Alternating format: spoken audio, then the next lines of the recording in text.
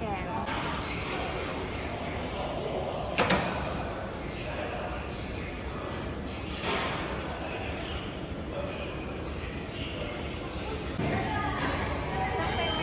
យើងមិនចាំទិញសម្បត្តិទេយើងអាចខល app Alipay បានហើយទៅយើងចុចកន្លែងtransport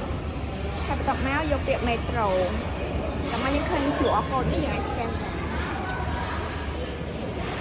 បានពេលយើងជិះទីធ្លាហ្នឹងគឺយើងអាចខល app មួយគេឈ្មោះថា Pai Tu នេះ app Pai Tu នេះ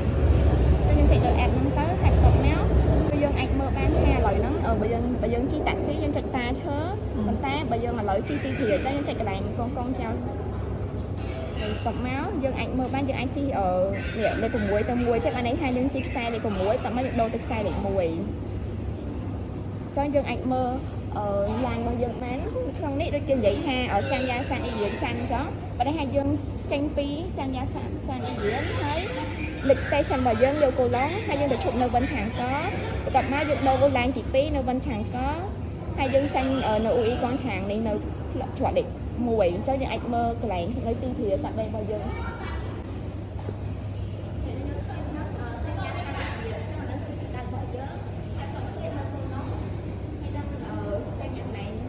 ចេញកន្លែងឡានលេខ1អូខេប៉ុនឆាងក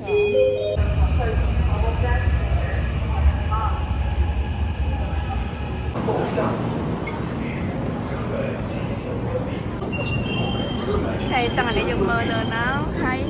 នៅឡើងយើងអាចបញ្ចូលទូរស័ព្ទបានគេដាក់ទូរស័ព្ទទៅ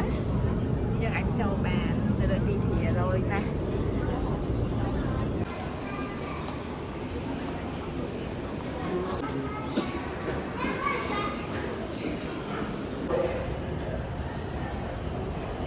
បមកយើងអាចរកចាំមើល